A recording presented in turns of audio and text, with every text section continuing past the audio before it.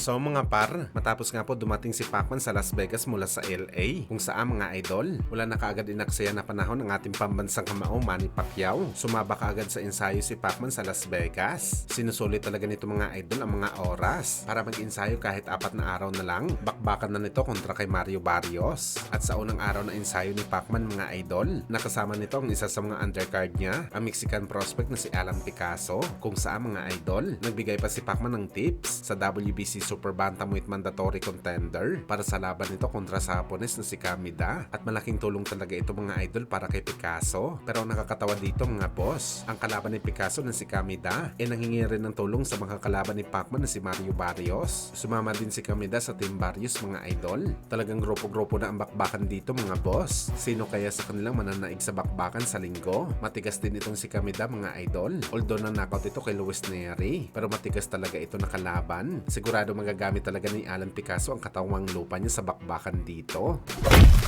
Samantala speaking kay Pacman mga idol, lumabas na nga po sa mga legit boxing site ang potensyal na bakbakan ng ating pambansang kamao Manny Pacquiao sa rematch kontra kay Floyd Mayweather Jr. Sakaling manalo daw si Pacman sa laban nito kontra kay Mario Barrios sa linggo. Sinabi na nga ito dati mga idol ni Sean Gibbons na malabo daw tanggihan ni Floyd ang rematch nito kay Pacman sakaling manalo ito kay Barrios. San pa daw kasi si Floyd mga idol kung meron na WBC welterweight title na nakataya sa laban, tapos papaldo pa ito na malaking pera, kagaya kung paano ito pumaldo sa unang laban nito kay Pacquiao, kung saan tinatayang $300 million daw ang kinita ni Floyd sa 36 minutos na takbuhan nito sa laban kay Pacman. At ngayon po mga idol, nakalatag ng offer sa rematch. Well, ito talagang pinapanalangin natin mga idol na manalo talaga si Pacman sa laban kay Barrios. Malaki talaga kasi yung tiwala natin mga idol na mangyayari ulit ang laban ni Pacman at Floyd, at ito ang gusto natin makita. Hindi kasi tayo na satisfied mga idol sa unang laban nila dahil puro yakapan ng bakbakan, pero sa rematch mga idol sigurado makakapag-adjust na to si Boss Manny, kaya abangan natin to mga idol.